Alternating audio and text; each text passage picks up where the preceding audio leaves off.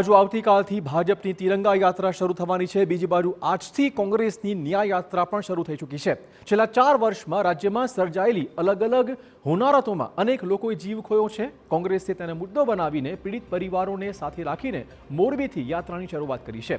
આ યાત્રા મોરબીના દરબારગઢથી શરૂ થઈ ચૂકી છે, જે જિલ્લામાં 44 કિલોમીટર પ્રવાસ કરશે। ત્યારબાદ આ યાત્રા રાજકોટ તરફ રવાના થશે। રાજકોટ પછી યાત્રા સુરેન્દ્રનગર, અમદાવાદ અને પછી 23મી ઓગસ્ટે ગાંધીનગર પહોંચવાની છે।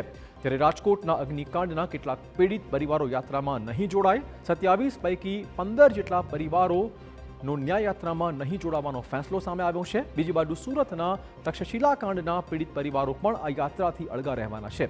સુરતના પરિવારોએ કહ્યું છે કે અમારે આ બાબતે કોઈ રાજકીય મુદ્દો ઊભો નથી કરવો, મૃતદેહોના ઢગલા પર રાજનીતિ કરવાનું બંધ કરો। બીજી બાજુ ભાજપે કોંગ્રેસની ન્યાય યાત્રાને રાજકીય જશ ખાટવાનો પ્રયત્ન માત્ર ગણાવ્યો છે। કરુણ ઘટનાઓ પર રાજનીતિ કરવાના પ્રયત્નને ભાજપે વખોડી કાઢ્યો હતો।